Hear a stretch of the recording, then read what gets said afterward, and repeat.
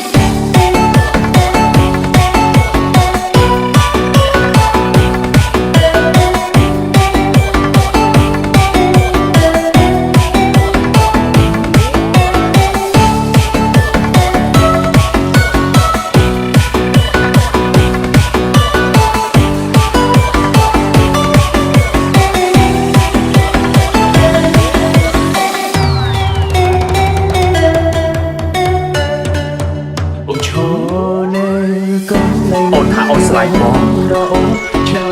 ចង់នៅជាមួយបងអស់មួយជីវិត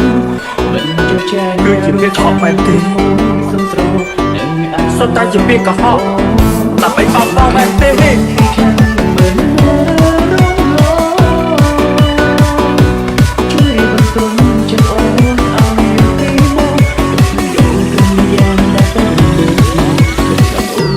ចាំក្រុមក្រុងបែងដូងក្នុងជីវិតនេះ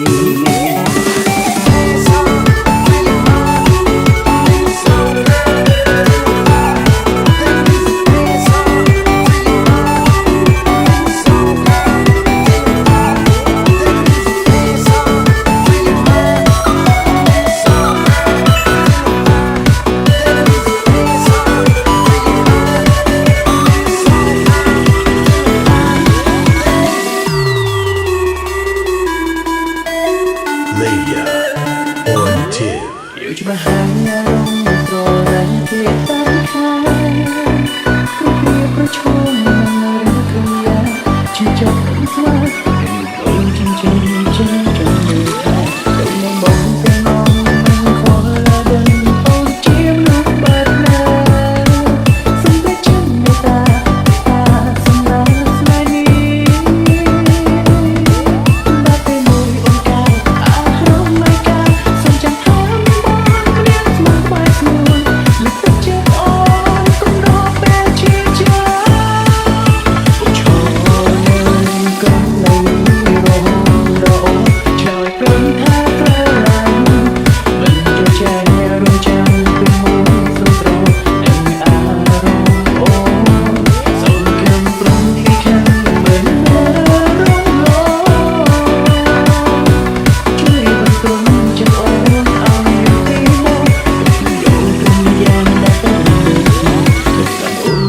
ចាំក្រុមក្រុងបែងដូងក្នុងជីវិតនេះ